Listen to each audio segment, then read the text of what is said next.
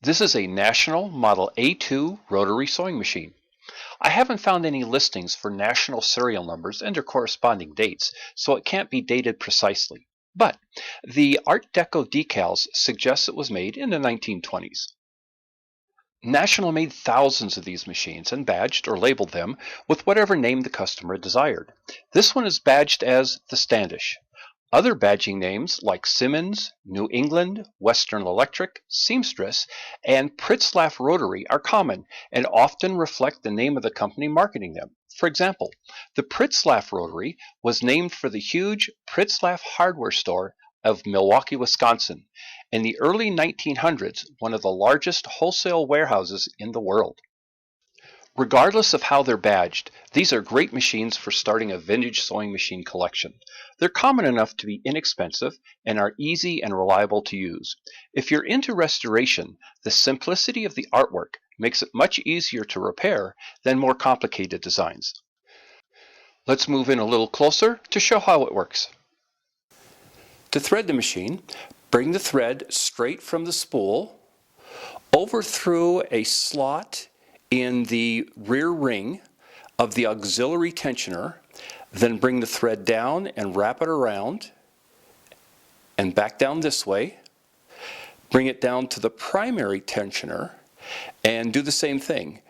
Bring the thread down and around through the slot, there's a pulley inside, and then down through this hook. As you pull the thread up, it will automatically slip into a tensioning spring in the center. Bring it up to the take-up arm, down through this D-loop, and down to the needle holder.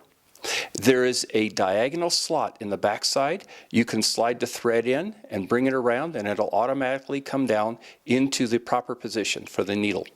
Bring it down and thread the needle from left to right. One of the nice things about the Standish or the National A2 is that it'll use any modern needle that has a flat on the side of the shank.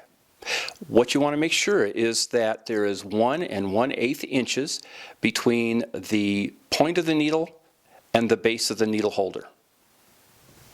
To access the bobbin and its case, rotate the bobbin cover out of the way, reach in, grab the bobbin case, and pull both units out. Lean slightly open so that the bobbin doesn't fall out of the case. To wind a bobbin, remove it from its case and push it onto the bobbin winder. Rotate this knurled wheel so that the top moves towards you to disengage the pulley from the rest of the machine.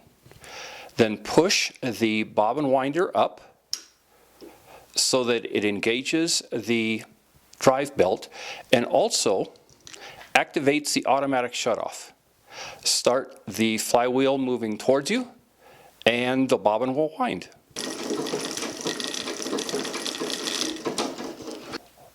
Once the bobbin's full, the automatic shutoff disengages the winder. And there you go. Insert the bobbin into the bobbin case with the thread coming off the bottom in this direction.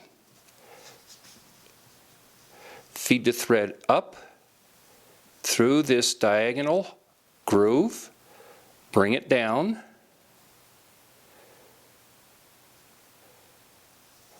so that it snaps into the little hook at the end of the tensioning bar.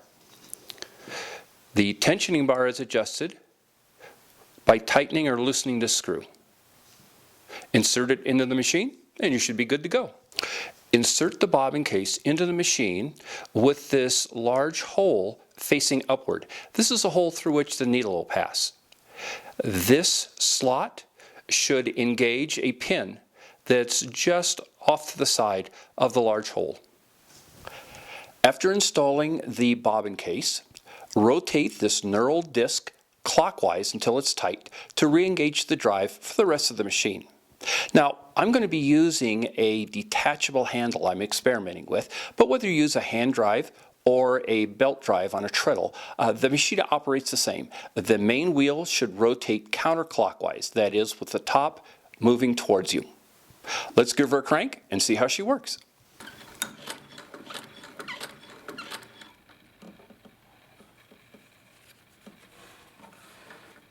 Nice looking stitch. I hope you've enjoyed this look at a National A2 sewing machine. I found it to be an attractive, reliable, easy to use machine that I like a lot. Because it was sold under so many different names, finding manuals for them can be difficult. Fortunately, they thread and operate the same as the Montgomery Ward's Damascus and Damascus Grand sewing machines, also made by National, so a manual for them should work just as well on the A2. For many more videos about our antique sewing machine collection, as well as restoration techniques, please visit our main website at wayne'sthisandthat.com. I don't sell or advertise anything, so you don't have to worry about pop-ups. And once again, thanks for watching.